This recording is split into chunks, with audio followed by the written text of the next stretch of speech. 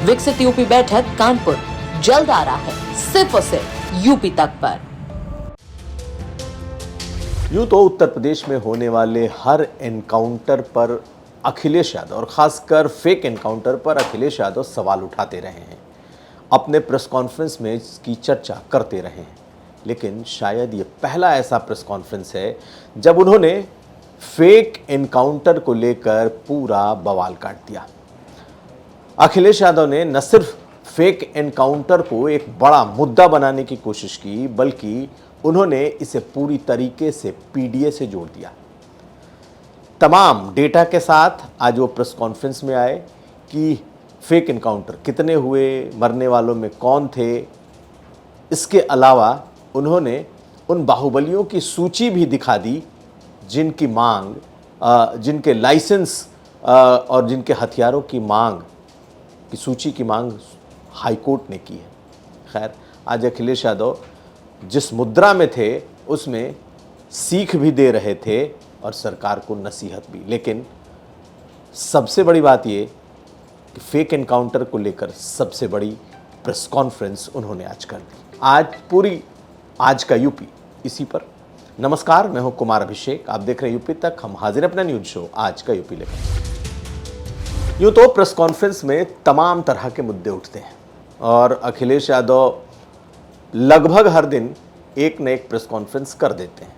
लेकिन आज की प्रेस कॉन्फ्रेंस खास इसलिए क्योंकि 2 दिन पहले जौनपुर में एक एनकाउंटर हुआ।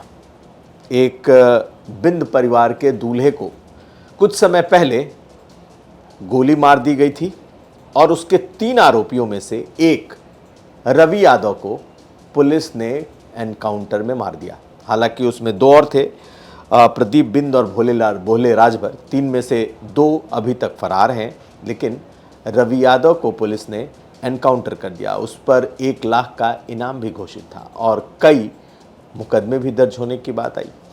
लेकिन जब उसका अंतिम संस्कार के लिए लोग जुटे तो बेहद गुस्से में थे। लोगों का कहना था कि ये एनकाउंटर नहीं, ये फेक एनकाउंटर है। आज अखिलेश यादव जिसे कहते हैं, पूरे प्रेस कॉन्फ्रेंस में सिर्फ उन्होंने फेक एनकाउंटर की बात की है और फेक एनकाउंटर में उन्होंने इसे अपने पीडीए से जोड़ा है। सबसे पहले उन्होंने एनकाउंटर को लेकर जो बातें कही कि एनकाउंटर सिर्फ लोगों के दिमाग को कब्जा करने की कोशिश है, लोगों के दिमाग को सेट करने की कोशिश है। सरकार इसके जरिए दहशत फैला रही है। सरकार एक खास वर्ग को एक सैडिस्टिक प्लेजर दे रही है और सरकार एक वर्ग को पूरी तरीके से डरा रही है। यही नहीं, उन्होंने कई डेटा आज स्क्रीन पर सामने रखे जब पिछले कुछ सालों में जिसे समाजवादी पार्टी ने फेक एनकाउंटर करार दिया। आज वो तमाम लोग उनके साथ उस हॉल में मौजूद थे जिन पर पुलिस की लाठियां बरसी थी, यानी कि सरकार से पिटे हुए जो उनके कार्यकर्ता हैं आज उनके बीच थे। लेकिन प्रेस कॉन्फ्रेंस उन्होंने रखा था फेक एनकाउंटर पर।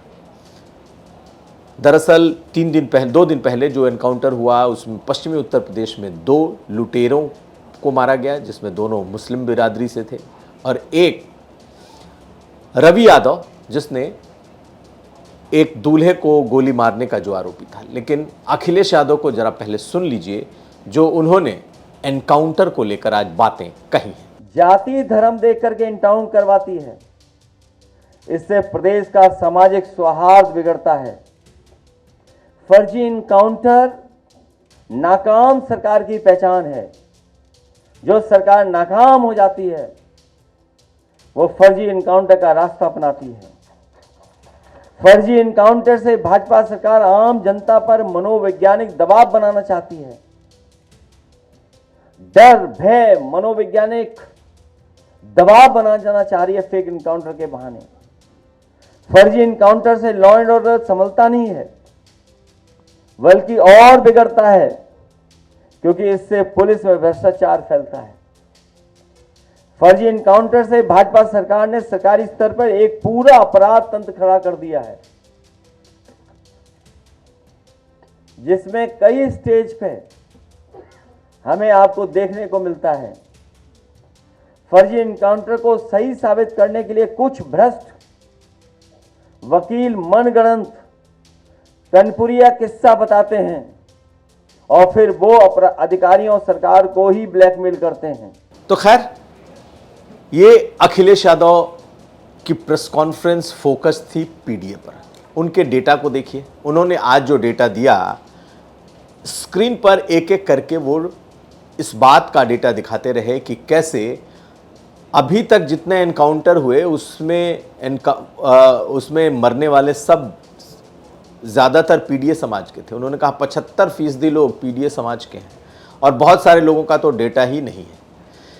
तो इस फर्जी एनकाउंटर को अखिलेश यादव ने, जितने भी फर्जी एनकाउंटर हुए हैं उसे उन्होंने सीधे सीधे पीडीए के साथ जोड़ा है। लेकिन उन पुलिस वालों को भी उन्होंने याद दिलाया कि अगर आज आप एनकाउंटर कर रहे हो तो एक पल के लिए तो आप खुश होते हो, या फिर एक पल के लिए आप किसी की जब जान लेते हो तो आप जानते हो कि आप क्या कर रहे हो। उन्होंने कई ऐसे पुलिस वालों की बात की, उनके परिवारों की बात की जो एनकाउंटर के बाद से ट्रॉमा में हैं, जिनके परिवार के लोग जेल में हैं, जिनको अखिलेश यादव ने यह याद दिलाया कि अगर आप एनकाउंटर कर रहे हो तो आप किसी के मोहरे हो। तो इस तरीके का प्रेस कॉन्फ्रेंस कभी उन्होंने किया नहीं। सुनिए, आज उन्होंने पुलिस वालों की नसीहत, पुलिस वालों को भी जो एनकाउंटर करते हैं उनको नसीहत देते हुए क्या कहा है। फर्जी एनकाउंटर में संलिप्त पुलिस वालों के परिवार वाले जिंदगी भर ये सोचकर अपराध बोध में ग्रस्त रहते हैं कि उनके पति या पिता हत्यारे हैं। ये बात उनके मन मानस में ही इनकाउंटर कर देती है। वो समाज से कभी आंखें नहीं मिला पाते हैं और पूरी जिंदगी कुंठा में गुजारने के मजबूर हो जाते हैं। फर्जी इनकाउंटर में संलिप्त पुलिस वालों को यह जरूर सोचना चाहिए कि सरकार अपने फायदे के लिए किस तरह उनका इस्तेमाल कर रही है और उन्हें अधिकारी से अपराधी बना रही है।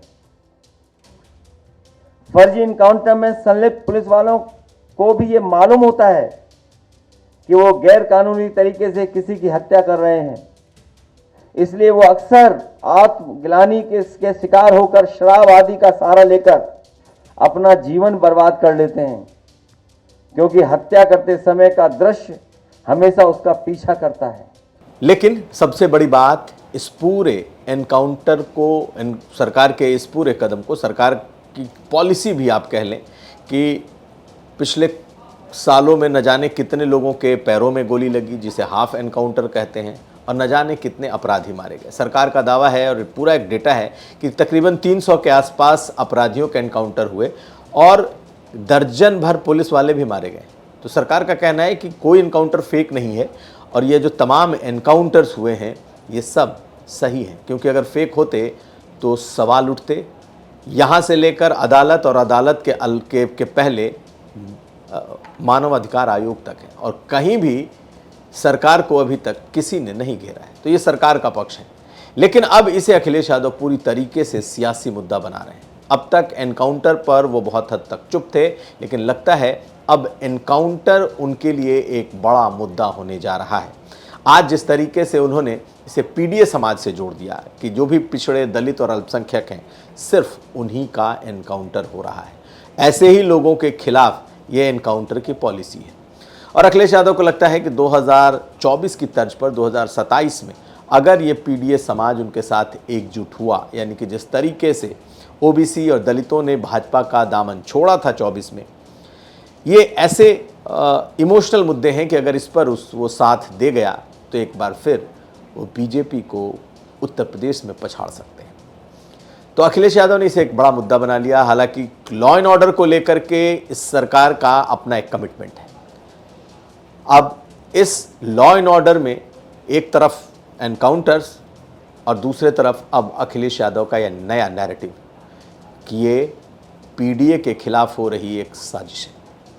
कौन जीतेगा ये कहना मुश्किल है, लेकिन अब जरा अखिलेश यादव के एक और बयान को देखिए जो उन्होंने आज अपने इस प्रेस कॉन्फ्रेंस में दिया।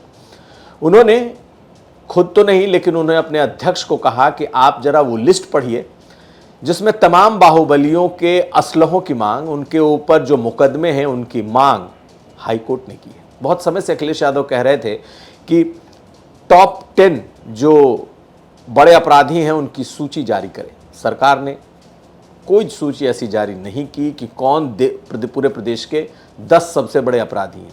लेकिन आज अखिलेश यादव 10 बाहुबलियों की लिस्ट लेकर आए और उनके प्रदेश अध्यक्ष उस पूरे नामों की सूची को पढ़ा। जरा देखिए कैसे प्रेस कॉन्फ्रेंस में एक एक नाम पढ़े गए और इस नाम में ब्रजेश सिंह, धनंजय सिंह, विनीत सिंह से लेकर ब्रजभूषण शरण सिंह तक के नाम थे। देखिए इसे। बाहुबलियों की आपराधिक रिपोर्ट मांगी है।